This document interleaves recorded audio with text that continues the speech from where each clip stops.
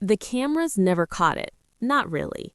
They captured glances, laughter, the electric choreography of two stars rising at the same time.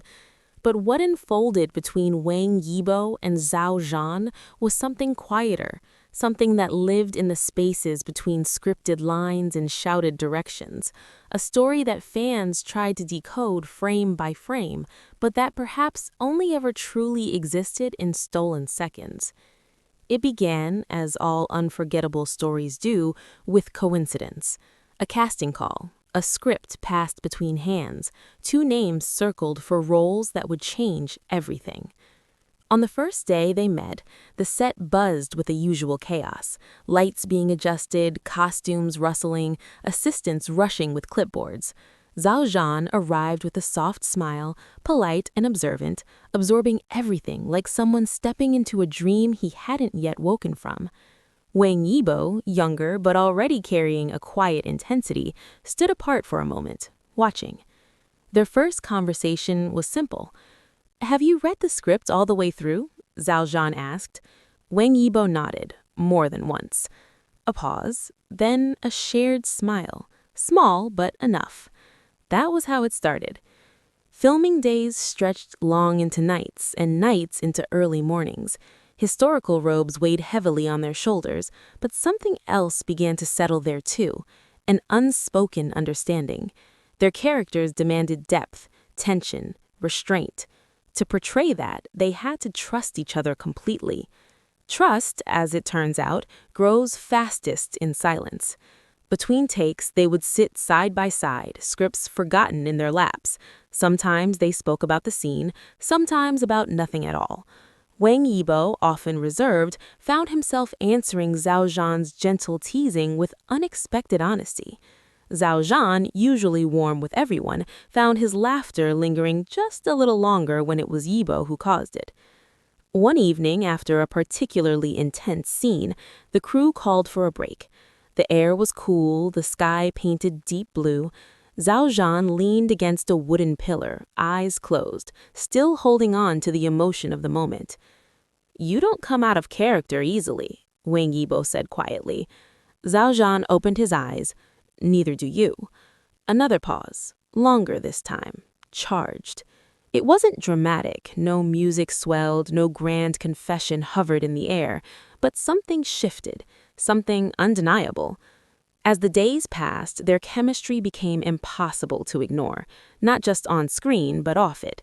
The way Wang Yibo would instinctively step closer when Xiao Zhan stumbled over a line, the way Xiao Zhan would look toward Yibo first after a scene ended, as if seeking confirmation that they had done it right. The crew noticed. Fans would notice later, but in those moments, it belonged only to them. There was a scene, one that would later become iconic. It required them to stand close, closer than comfort usually allowed, their characters locked in a silent confrontation heavy with emotion. The director called action, and everything else disappeared. Wang Yibo's gaze was unwavering, intense, almost piercing. Xiao Zhan met it, softer but no less powerful. The world narrowed to the space between them. When the director called cut, neither of them moved immediately. For a heartbeat, maybe two, they stayed exactly as they were. Then, reality rushed back in, crew members speaking, cameras shifting, the spell broken. But not entirely. Late nights became their refuge. After the noise of the set faded, they would sometimes remain behind, still in costume, sitting on the steps or wandering through the quiet corridors. "What do you think happens to them after the story ends?" Xiao Zhan asked once, referring to their characters. Wang Yibo thought for a moment. "They find a way," he said.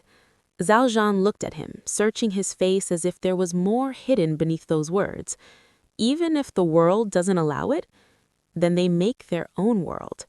It was the kind of answer that lingered long after it was spoken. Rumors, of course, began to swirl. Fans dissected interviews, analyzed behind-the-scenes clips, turned every glance into evidence of something deeper. The more they speculated, the more the two of them retreated into a careful balance, close but not too close, warm but never obvious. because the world they lived in had rules, and some stories were never meant to be told out loud. There was a day, the last day of filming. Emotions ran high across the entire set, but for Wang Yibo and Xiao Zhan, it felt different. Endings always do. The final scene wrapped, applause filled the air, and people began to hug, to celebrate, to say their goodbyes. Xiao Zhan found Wang Yibo standing slightly apart again, just as he had on that first day. "Finished," Xiao Zhan said, walking up to him. Wang Yibo nodded, but his expression was unreadable. "Finished." Another silence, familiar now. "Will it feel strange not seeing each other every day?" Wang Yibo hesitated just for a second. "Maybe." "Maybe?"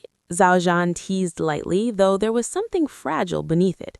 Wang Yibo met his gaze. "Yes." It was the simplest word, but it carried everything they couldn't say. The kind of everything that doesn't disappear just because the camera stopped rolling. In the weeks that followed, their paths diverged as quickly as they had converged. New projects, new cities, new expectations. The world moved on, as it always does. But traces remained. An interview where one would mention the other's name with a hint of fondness, a fleeting smile when a shared memory was brought up, a pause, barely noticeable but real. Fans called it coincidence, others called it something more, and maybe it was both. Because not all love stories are meant to be told in grand gestures or public declarations. Some exist in the quiet understanding between two people who met at the right moment in time, who changed each other in ways no one else could see. Some stories are written in glances, in shared silence, in the echo of words spoken under a fading sky. And perhaps that is what makes them unforgettable. Not because they were fully told, but because they never were.